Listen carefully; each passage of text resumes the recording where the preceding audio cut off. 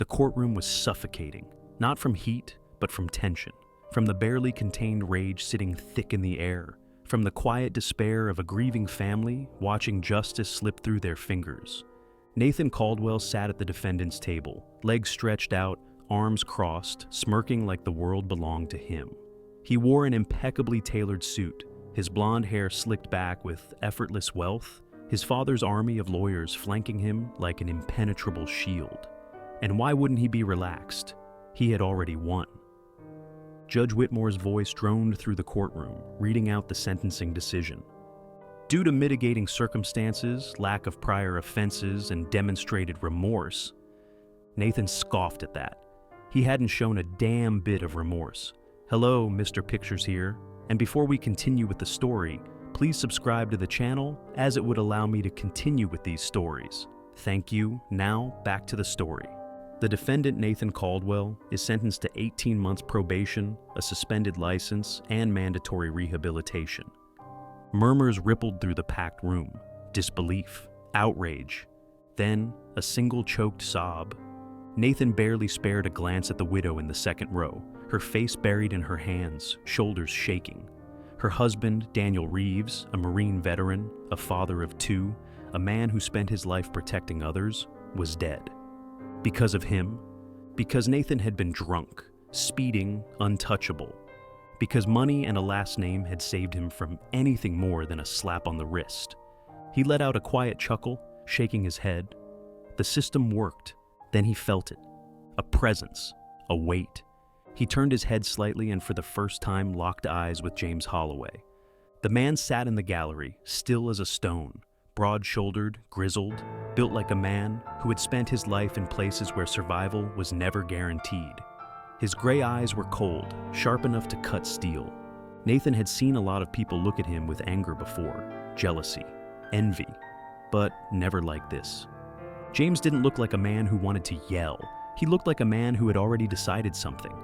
Nathan scoffed, rolling his eyes, turning back toward his lawyers. "Well, that was easy," he muttered. Then the judge's voice rang out. "Mr. Holloway, would you like to make a statement?" James stood. The courtroom fell silent. Nathan sighed, barely containing his boredom. Oh, great! Here comes the guilt trip. Then James started speaking, and suddenly Nathan wasn't so sure he wanted to listen. James Holloway didn't walk to the stand. He moved like a storm, slow, deliberate, weight behind every step. The judge gestured for him to take his place, but he stopped short, his presence commanding the entire courtroom. He didn't need a microphone. He didn't need permission. His voice was calm, steady as stone. "I wasn't going to speak today. Thought it wouldn't make a difference. Thought the system would do its job." He tilted his head slightly, his gray eyes locking onto Nathan. "But I guess I was wrong." Nathan leaned back, scoffing, stretching his arms along the back of the chair, like this was some casual conversation at a bar. "Oh, here we go," he muttered under his breath. But there was something in his posture, a tension in his jaw, a flicker of something like unease. James didn't react. He just kept talking. "Daniel Reeves was my best friend," he said, voice steady. "We fought together, bled together, saved each other's lives. And when we came home, he built something for himself, a family, a future. He survived a war only to die on an empty street because some rich kid thought consequences didn't apply to him." Nathan's smirk flickered. James took another step forward. "But this isn't about him anymore, is it?" He tilted his head slightly. "Because he's gone, and you?" He exhaled, slow and deliberate. "You walked away laughing." Nathan shrugged, forcing another smirk. "Well, I mean, it was kind of a joke. That's the difference between men like you and men like him." James's voice cut through the courtroom like a blade. "You live your life thinking nothing can touch you, that your father's money, your last name, your lawyers will always be there to clean up the mess, that nothing you do has any real consequences, that you can take a man's life, sit there smirking in a courtroom, and still sleep soundly at night." Nathan's jaw clenched. He didn't like the way James was looking at him. James took another slow step forward. "But let me tell you something, Nathan." Nathan stiffened. No one called him that. Not here, not in court. "You walked away from this trial, but one day soon, You're going to look up and find yourself alone. No cameras, no lawyers, no security detail. And when that day comes, when you're standing there thinking you've still got time to run, to fix it, to talk your way out of it, James's voice dropped low, quiet. You won't? Nathan swallowed, his throat suddenly dry. The entire courtroom had gone silent. Even his father, sitting 2 rows back, was watching now. James stared at him for another second, then exhaled slowly. Enjoy your freedom, kid, he murmured. See how long it lasts. Then he turned and walked away. Nathan let out a breath he hadn't realized he was holding. He forced a scoff, shaking his head, trying to shrug off the feeling sinking into his chest. Jesus, what a drama queen, he muttered. No one laughed. His father stood abruptly, motioning for his lawyers to follow. We're leaving, Robert Caldwell said, his voice clipped. Now! Nathan started to get up, but as he turned toward the gallery, his eyes caught James's one last time. The veteran was already gone, but the weight of his words, that stayed. Nathan slammed the door to his father's black SUV, the tinted windows shutting out the flashing cameras and the murmuring reporters still hanging outside the courthouse. His father was already on the phone, voice low and clipped, likely speaking to some high-powered contact who would clean up the optics of today's hearing. The car pulled away from the curb, slipping into traffic with smooth, practiced precision. Nathan exhaled slowly, his fingers drumming against his knee. The courthouse lights faded behind them, swallowed by the city skyline, but his mind kept replaying the moment he had locked eyes with James Holloway, the way the air had shifted, the way his own confidence had cracked, if only for a second. He didn't like it. You let that man get in your head, his father said, still staring at his phone. Nathan scoffed, shaking his head.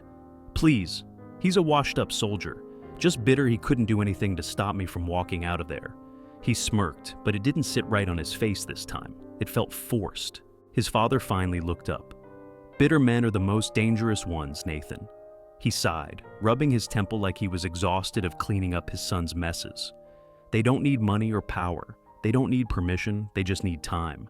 And James Holloway, he's got nothing but time. Nathan swallowed, shifting in his seat. So what? You want me to lay low for a while? Hide? He let out a dry laugh. Dad, come on. I beat this. No one's coming after me. You're acting like... His phone vibrated. He glanced at the screen. Unknown number. A chill crawled up his spine. His father noticed. Who is it? Nathan hesitated, then swiped to decline the call. Probably some reporter. Who cares? But deep down, he knew better. The car pulled up to their luxury high-rise. Security was already stationed outside, a team of armed men in suits scanning the street. Nathan rolled his eyes. Jesus, what's with the overkill? His father didn't answer, just gave him a look. Be careful, Nathan. Nathan scoffed. Yeah. He stepped out, ignoring the itch at the back of his neck, the sensation of being watched. The penthouse elevator was waiting, and soon he was inside, rising toward the fortress of glass and steel he called home.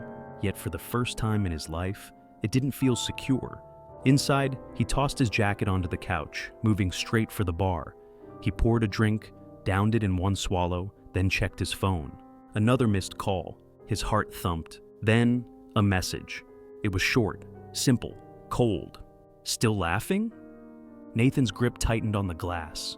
He could feel his pulse in his fingertips, his stomach twisting in something close to fear. He moved fast, dialing his security team. The moment the call connected, he snapped. Who the hell is outside my building? The security chief on the other end didn't hesitate. No one, sir. We've swept the entire area. You're secure. Nathan exhaled sharply, raking a hand through his hair. Check again. The chief didn't argue. The line went silent for a minute, then crackled back to life. Sir, cameras show no unusual activity. There's no one outside. Nathan's chest felt tight. His phone buzzed again. Another message. Check the counter. Nathan's stomach turned to ice. Slowly, too slowly, he turned his head toward the kitchen counter and froze. Sitting there, placed neatly on the marble surface, was a single brass bullet casing. Nathan's skin prickled with raw panic. His breathing turned shallow, uneven. He took a step back, nearly knocking over a chair. This wasn't happening. It wasn't possible. His penthouse was locked down. No one had been inside. No one. And yet, the bullet was there. A spent .308 sniper round. Nathan's vision blurred. He knew that round. Military grade. Marksman level. His breath shuddered. With shaking hands, he grabbed his phone, scrolling frantically through the security feed. There had to be something. A breach. A sign of how this got here. But every camera feed showed nothing. The door hadn't opened. The windows hadn't been touched.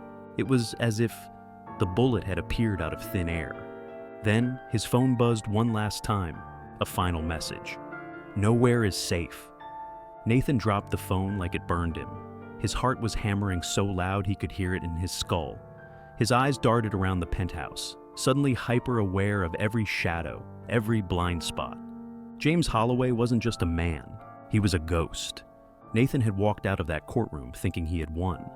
But standing there, staring at the bullet on his counter, feeling the weight of something unstoppable closing in, he finally realized the truth. This wasn't over. It had only just begun. Nathan Caldwell stood frozen in the middle of his penthouse, his breath coming in shallow, ragged gasps. His chest tightened, his skin clammy, his mind racing to find a logical explanation for the bullet casing now resting on his marble countertop. There wasn't one. His security team had confirmed that no one had entered the penthouse, no doors unlocked, no alarms triggered, no windows breached, and yet, the bullet was here.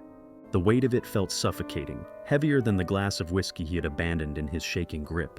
A message, a warning, silent but thunderous in its meaning. Nowhere is safe. The words burned in his mind, coiling around his thoughts like a vice. His fingers hovered over his phone. He needed to call someone. Security, the police, his father, someone. Someone who could explain how a ghost had just walked through his walls and left him a calling card. But even as his thumb hovered over the screen, he hesitated. What was he going to say? That a dead-eyed veteran he mocked in court had somehow slipped past million-dollar security and left a bullet on his kitchen counter? That James Holloway was invisible? That he was everywhere and nowhere at once? Number? Nathan swallowed hard, shaking his head. Number? That wasn't possible. But it didn't change the fact that the fear was real. His eyes darted to the shadows pooling in the corners of the room, his heart hammering in his ribs. He could feel it, the weight of something watching him, pressing in, smothering the false sense of security he'd wrapped himself in his entire life. He'd laughed at Holloway in that courtroom, and now Holloway was laughing back. Nathan grabbed the bullet casing off the counter, his grip tight, his breath unsteady.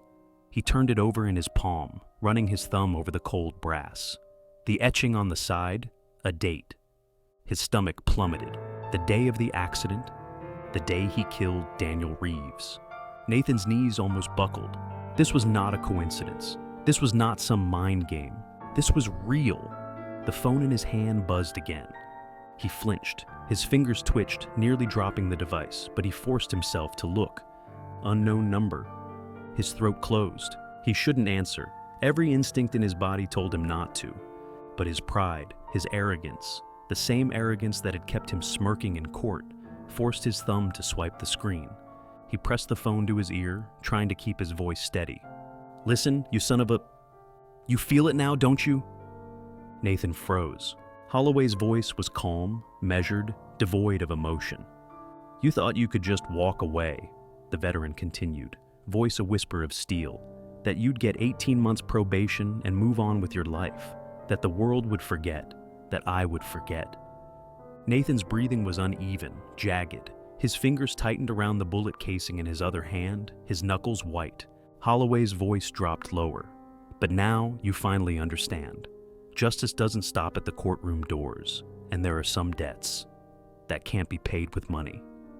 Nathan forced out a laugh. "You think you're scaring me?" His voice was too tight, too forced. "You're just some old washed-up soldier trying to play boogeyman. You think sneaking into my penthouse makes you dangerous. My security team will find you, and when they do..." Holloway chuckled. It was slow, deliberate, and it sent ice through Nathan's veins. "You still don't get it," Holloway murmured. "I don't need to be in your penthouse to get to you." Nathan's mouth opened, but his words died in his throat. Then Holloway spoke again, his voice so soft it barely carried through the speaker. Turn around. Nathan's blood froze. His entire body locked up, every muscle coiled like a vice. His breathing turned shallow, strained. Number, he was alone. He had to be alone. He was alone. His throat tightened. His heart was a drum pounding against his ribs. Slowly, too slowly, he turned. The room was empty, silent. Nothing but the floor-to-ceiling windows reflecting back his own pale, shaken face. He let out a breath, half a laugh, half a sigh of relief. "Nice try," he sneered, forcing himself to smirk through the fear clawing at his gut. "You're not here." Silence. Then Holloway exhaled like he was amused. "Not tonight." Click. The call ended. Nathan stared at the phone. The line had gone dead, but his pulse kept hammering like a drum in his ears. He swallowed hard, forcing himself to breathe. This was just a scare tactic, a game, a sick little stunt to get in his head. And he was letting it work. He stormed across the room, grabbed his whiskey glass, and threw it hard against the wall. It shattered, pieces scattering across the marble floor. His father was right. He was letting Holloway win. This was just some bitter old man who had nothing left but his hatred. Nathan still had everything. He still had his money, his security, his power. But as he stood there, staring at his own shaking hands, his own pale reflection in the window, a realization settled over him like a vice. Holloway hadn't threatened him.